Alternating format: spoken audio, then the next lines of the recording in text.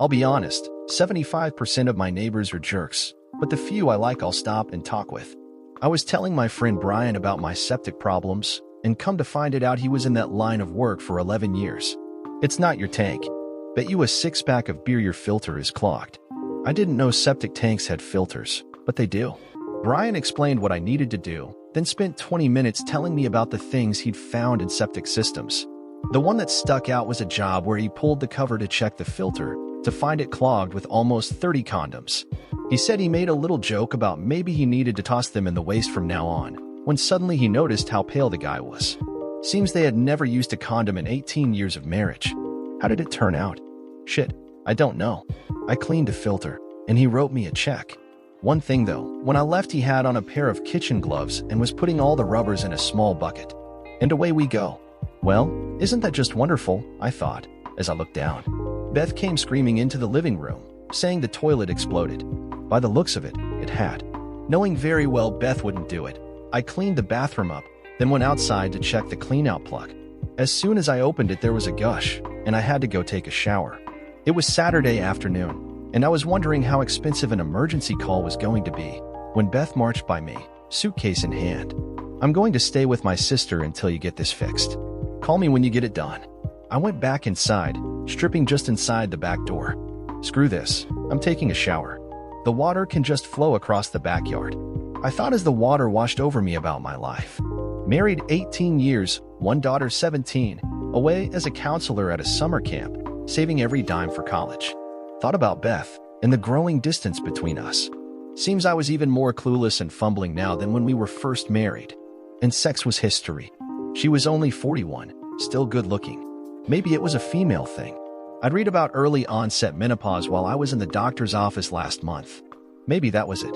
Whatever, her attitude was starting to bleed over to Amy, and the hurt on her face when her mother went off was more than I was willing to bear. We were going to talk when she got home. I'd hit my limit, and honestly, if she didn't like it, I didn't give a shit. I was tired of living in a toxic environment.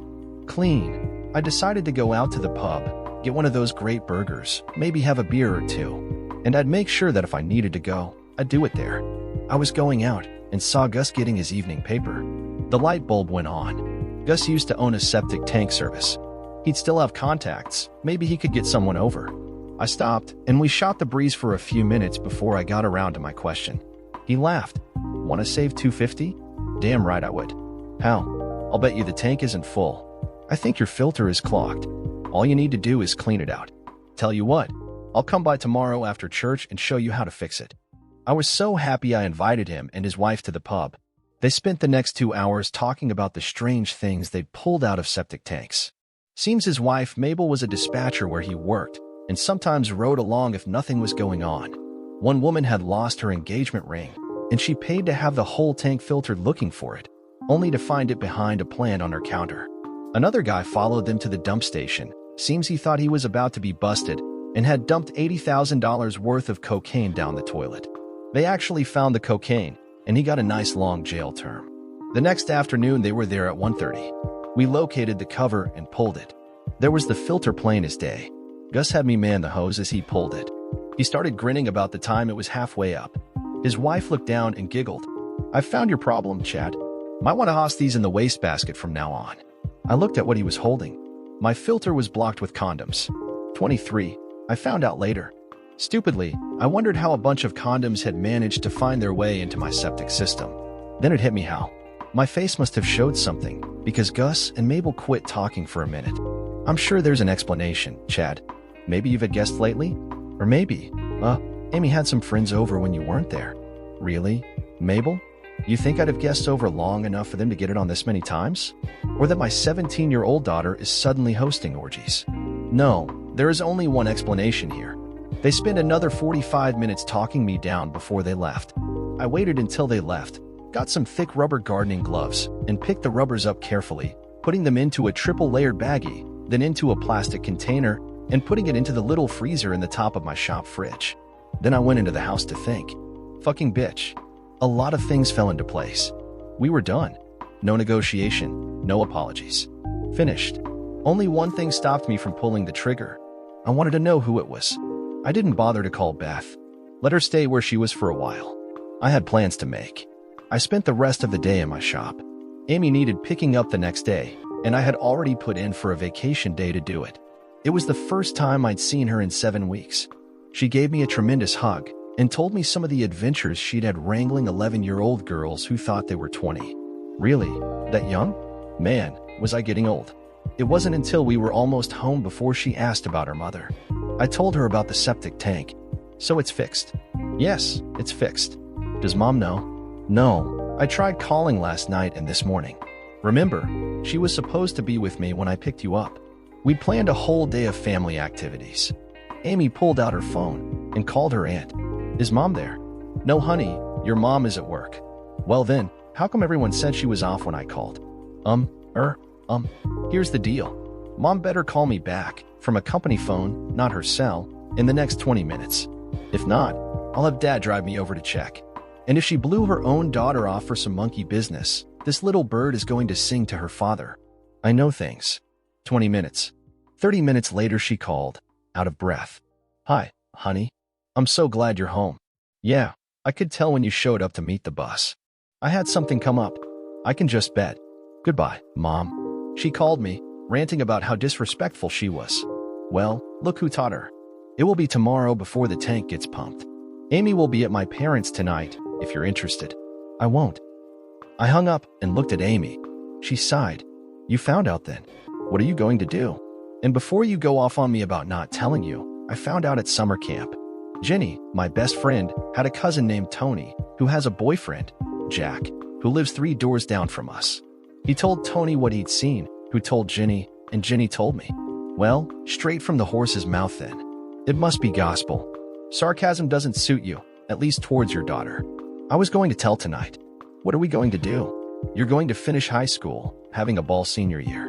You will most likely finish in a single-parent household. As old as you are, the judge will probably let you pick who you want to live with. I'll respect your decision if it's your mom. Just tell me you won't cut me out of your life. What do you think? I think you're a pretty clueless guy most of the time. Of course I'll pick you. I could never manipulate her like I can you. She spent so little time being with us, even in the same house. I bet she couldn't pick me out of a lineup. But what I really need to do right now is get the taste of camp food out of my mouth. I'd kill for a decent pizza or a good burger. So if you want to get to your only child's heart, do it through my stomach. I took her to the local pizza place and watched as she destroyed 3/4 of a large meat lover's pie with extra cheese. She sat back, burped, and asked me what I was going to do about her mother. She acted grown up and tough, but I could see the little girl in her eyes. This was going to be hard on us. I took her hand. Let me tell you where my priorities are, Andy. First, I have to make absolutely sure I handle this the right way. I need to figure out in the coming months how to minimize the impact of the divorce will be on you. Right now, you are the #1 person in my life. I want you safe and as happy as I can make you. A lot depends on how your mother reacts. You have my promise I'll do my best to keep you from getting caught in the middle. But Pumpkin, if what I suspect is true, my marriage to your mother is dead. It was a surreal conversation to be having with your daughter, but I'd always asked for her input in major family decisions since she was 14. Of course, some decisions she couldn't participate in, but I tried to get her involved in everything else.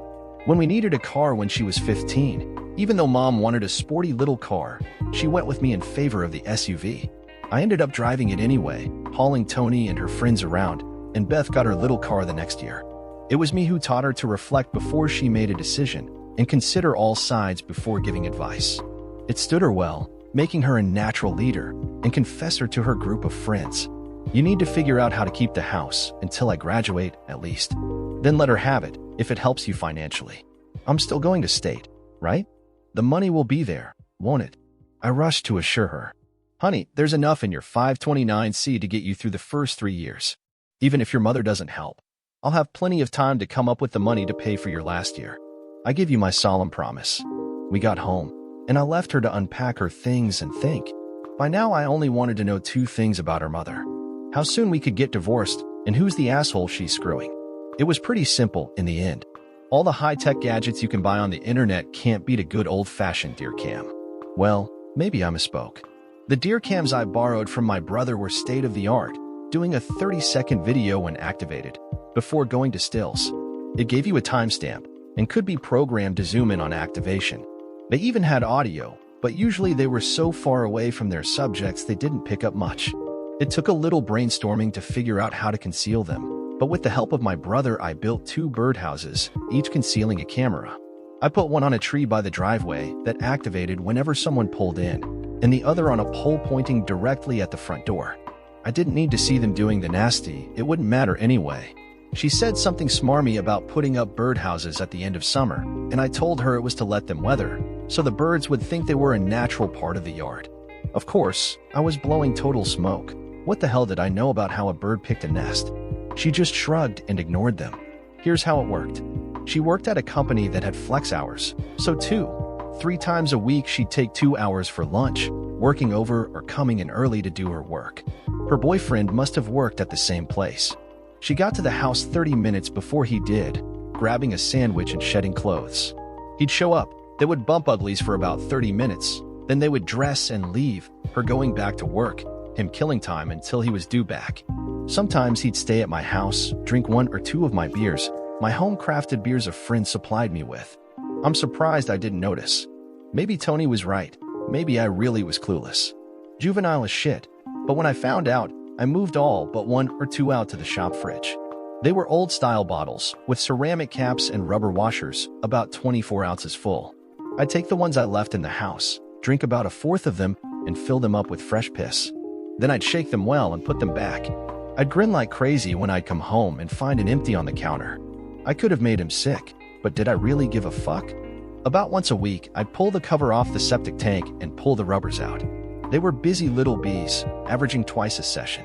No wonder she had no enthusiasm for me, she was all fucked out most of the time. It took me 3 weeks of careful preparation, but everything was set up and ready to go. I wouldn't let Tony be there when it all came down. Nobody deserved to see a parent humiliated like I intended.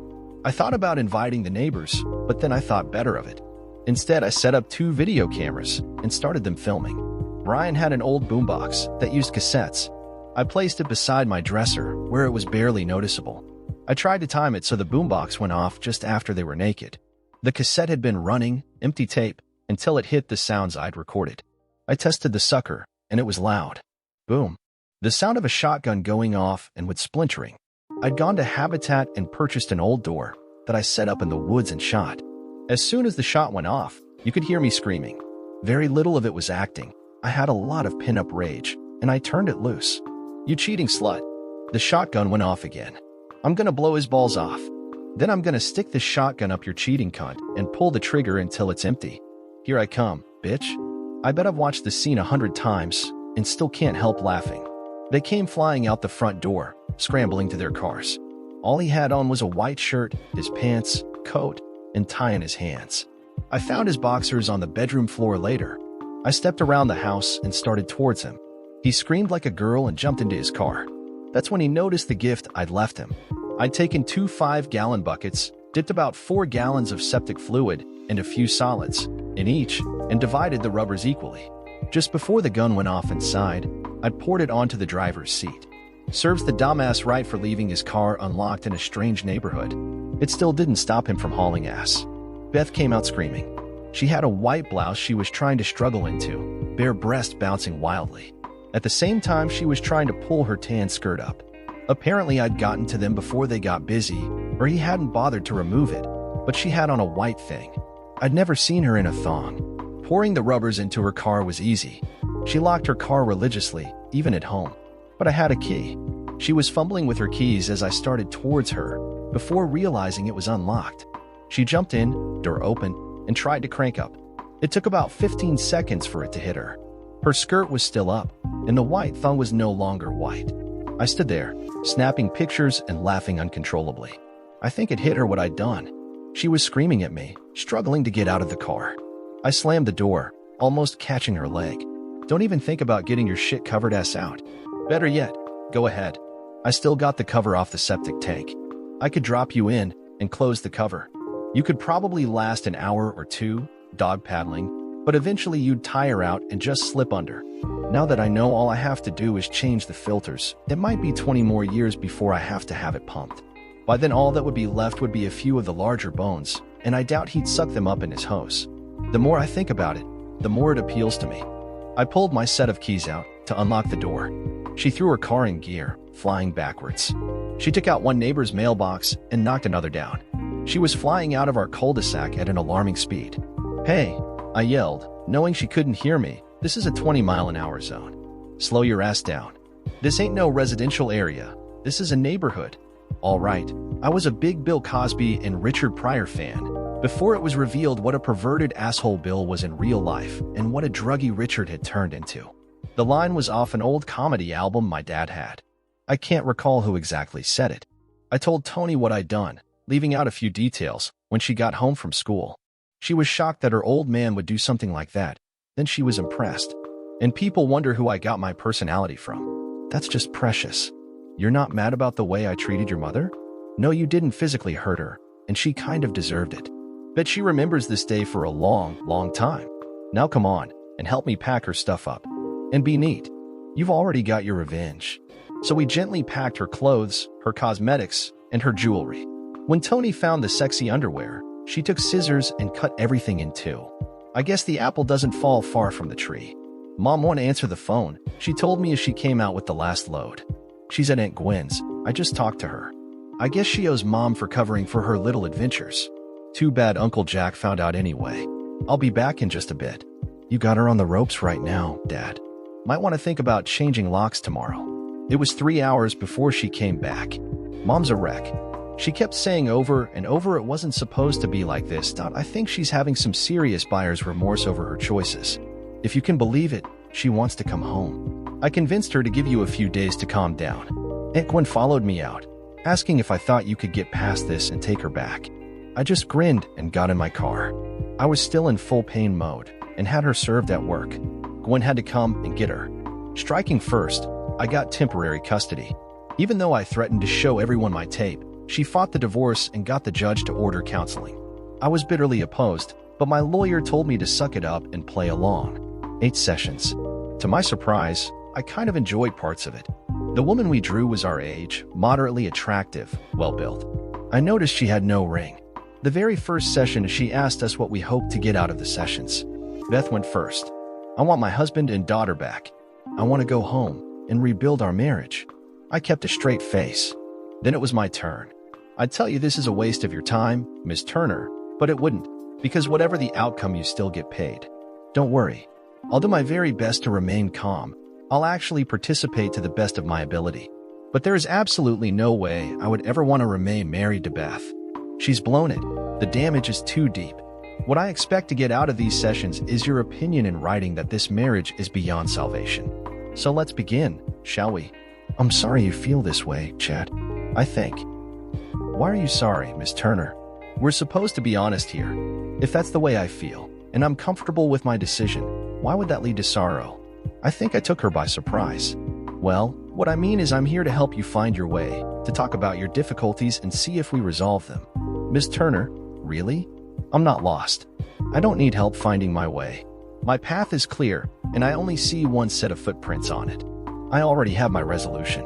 The way I see it, you're here to try and get me to accept an alternative I find distinctly unappealing and impossible. I'm here to tell you you're pissing in the wind. But hey, I'm paying for these sessions. I should at least get some entertainment value out of them.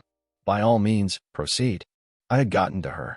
"Chad, Mr. Jones, you know I have to report to the judge. If you're uncooperative or fail to participate, it could work against you. Am I being uncooperative? I think I'm being very proactive. I've been doing almost all the talking here.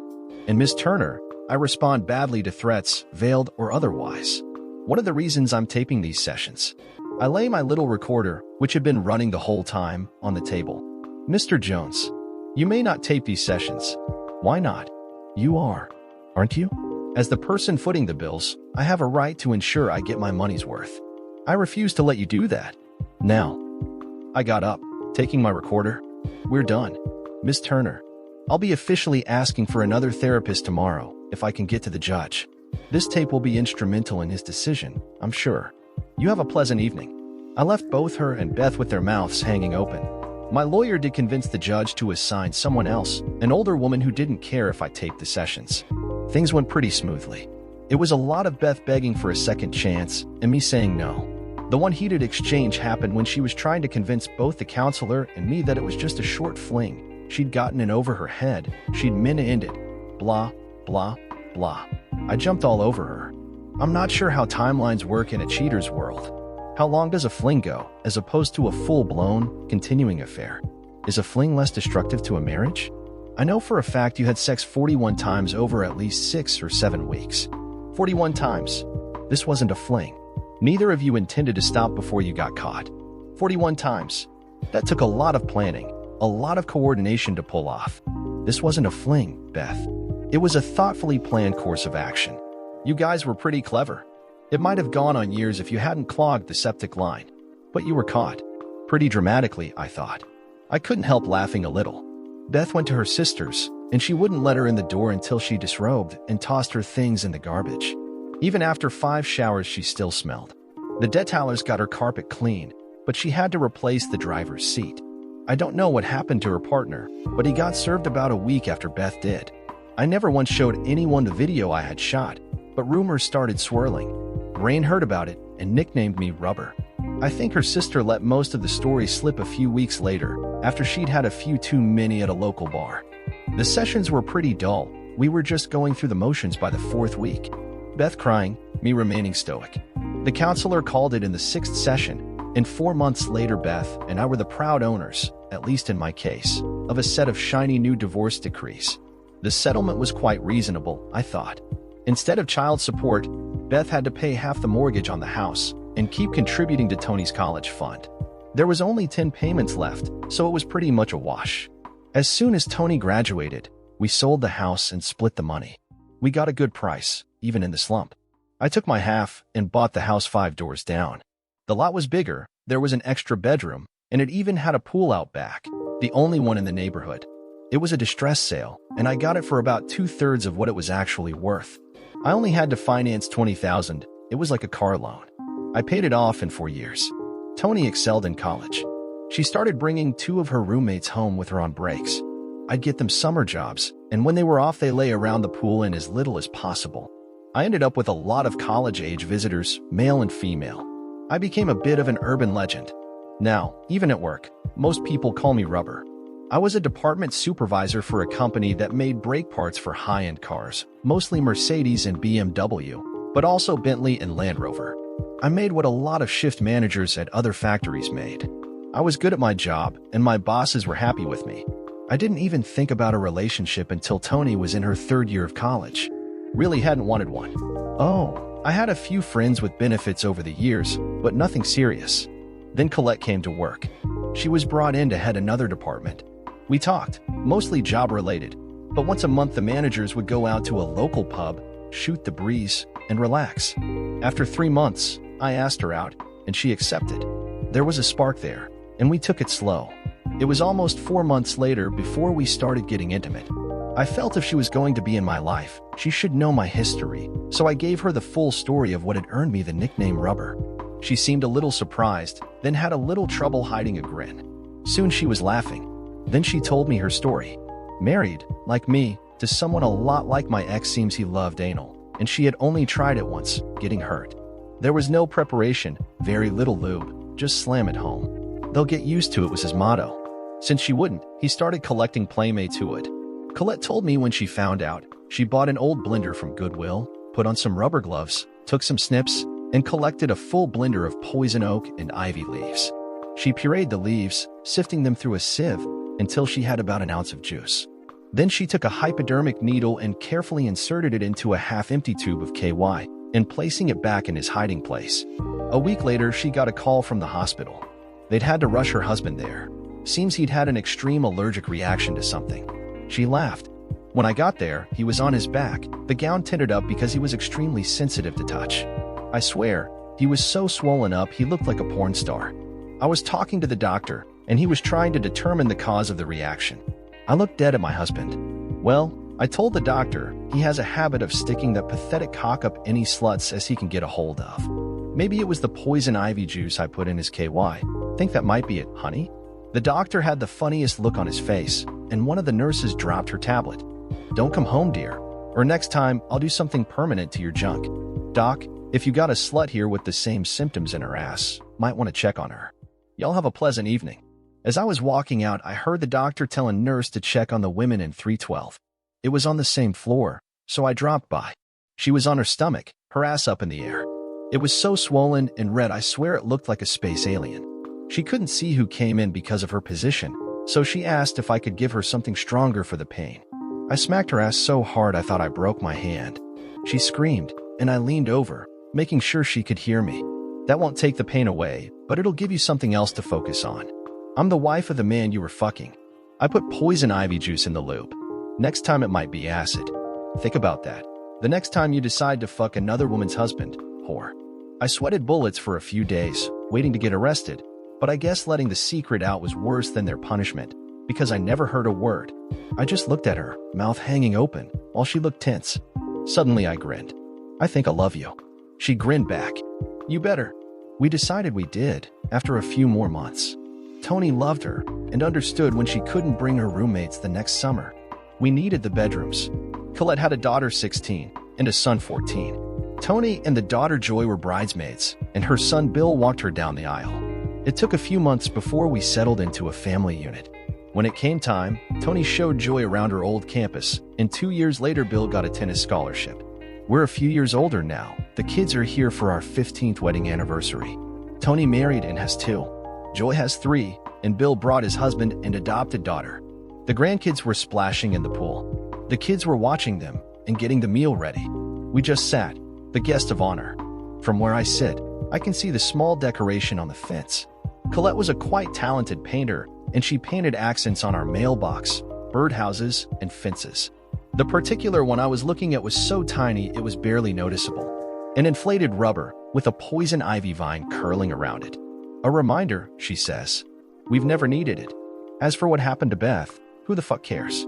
Dear listener, if you have reached this far, please click on the subscribe button. It will be a great help.